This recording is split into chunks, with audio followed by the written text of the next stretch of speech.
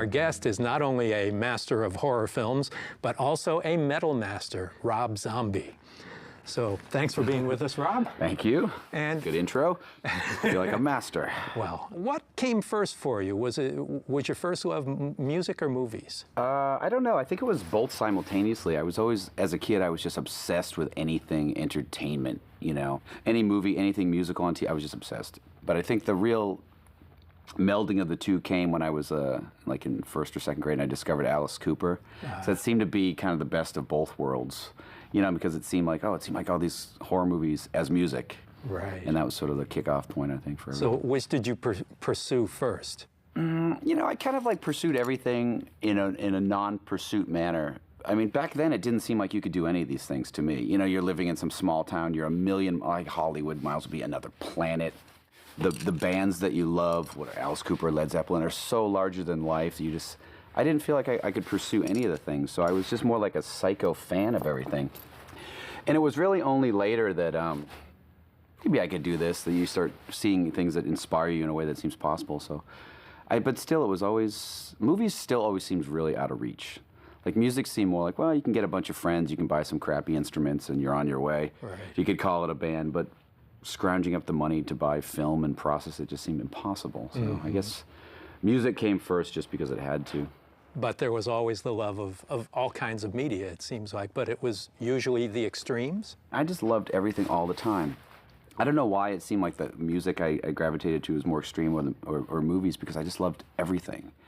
You know, I would just sit there. My greatest passion was every week was getting TV Guide, and I would circle every single movie, and I would sit there and watch every single one, because it was like 12 channels, so it was easily a task to accomplish. But I would just go from, you know, Great Escape from 1 to 2, 2 to 4, you know, Night at the Opera, 4 to 6, Bonnie and Clyde. I would just sit there all day long. So it wasn't just a particular No, genre. it was everything. It didn't matter. I mean, of course, like there was like Creature Double Feature and stuff was on the weekends. We'd always watch that, but it didn't matter. You set the alarm for 3 a.m. to watch.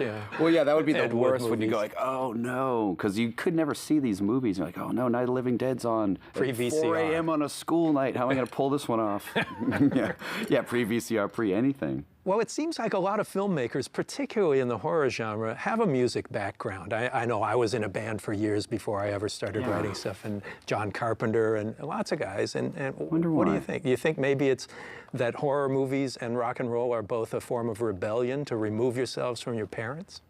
I don't know if I ever consciously thought I was rebelling ever. I don't even think I was a very rebellious kid. I was just sort of like the weird kid who didn't understand anything. Right. I see it this way, and everyone else seems to see it this way. And So you weren't a popular kid? I was just invisible. I just, you know, just didn't get it. Right. So, You know, I loved Alice Cooper as much as I loved watching the Hollywood Squares, because I loved Paul Lynde, and you know, it didn't matter. It was like, oh, I just, you know. it's all media. Yeah, it was It's anything all that wasn't input. real life was good by me.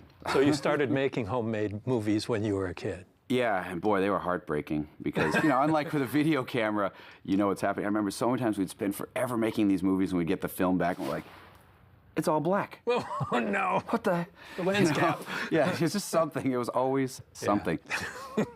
Well, the first films I saw of yours were the videos you did that played at the Halloween Horror Nights. You had put together an attraction at Universal Studios.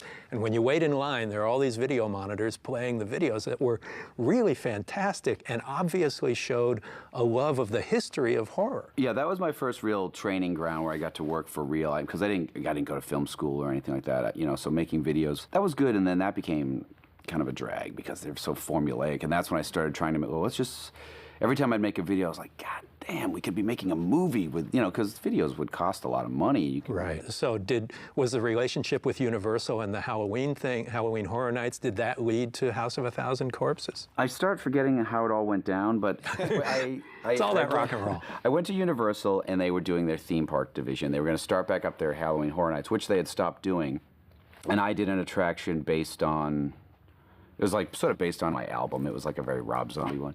And by the following year was when I had made House of a Thousand Corpses, and it was done, or we were editing, or we were doing something, we were in the process of it. And the next year I did another Halloween attraction. That one was based on House of a Thousand Corpses. It was called House, you know, and it was all the sets and the characters from the movie, but the movie wasn't out yet. And then everything went sour with Universal, and we changed the name of the attraction from House of a Thousand Corpses, like the Great American Nightmare or something, and the rest. The irony about House of a Thousand Corpses being financed by Universal Studios and then seeing the movie and deciding, what are we doing here, and bailing out of the distribution was quite a controversial event. But it was all good. I mean, it was really, I've never had such a good experience until it went bad as then. Because working at Universal, I swear to God, whatever we asked for, they're like, no problem.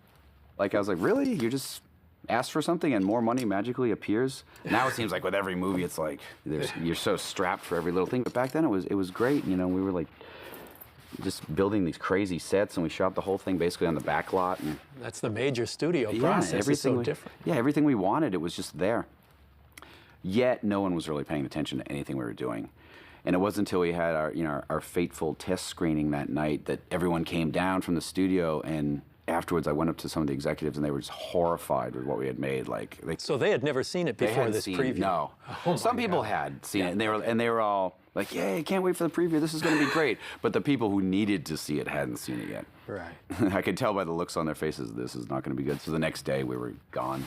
Suddenly, the Universal Studios developed a conscience and felt that you had bridged that gap. I don't know what it was, but there was kind of like, that was, when did we do that? We shot that, I think, 2000, which seems hard to believe now that at that point, like, horror movies weren't real prevalent again. I mean, then they suddenly were everywhere, but for that brief moment, they weren't.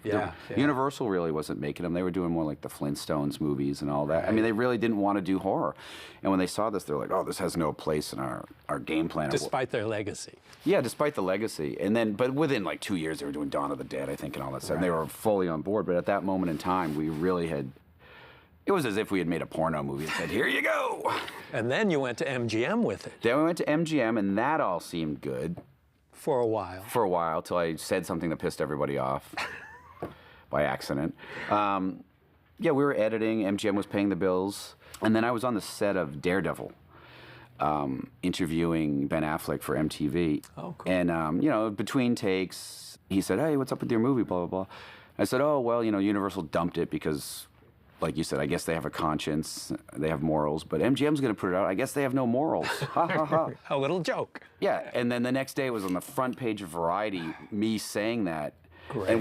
And I was driving to the editing room, and the editor called me and goes, yeah, we just got here. Everything's locked up and they won't let us in. Oh, jeez.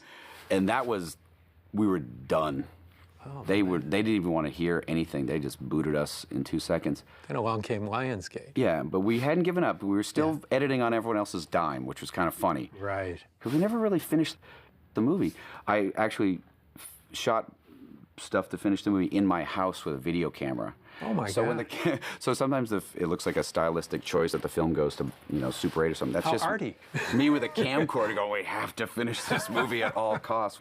And since I was friends with all the actors, they came in and, you know, and everybody came in and basically finished it for lunch.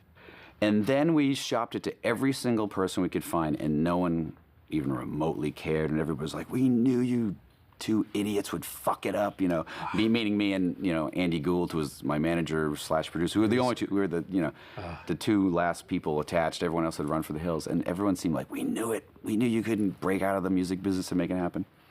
And even Lionsgate turned us down. Really? Yeah, and I always figured that if you can't get into theaters, it's like you failed. Yeah, absolutely. You know, which is, you have to have some goal that you're trying to achieve, because you can always go direct to video. And this is your first movie, too. Yeah. And then somehow, I don't know, someone at Lionsgate who hadn't seen it saw it, and they were like, okay. And it turned into a huge success. Yeah, it's really funny, because it's amazing what 10 years can do. 10 years ago, people go like, wow, you guys made possibly the worst fucking movie of all time. To now people go like, I can't believe you guys made that classic film. And I'm like, it's just hysterical. It was just so funny how time like John Carpenter's The Thing was a disaster. And it's lasted longer. People now still watch The Thing, whereas E.T., which kind of pushed everything aside in 1982, lovely movie, but nobody talks about it. Yeah, I remember when The Thing came out, everyone was like, everyone was trashing it.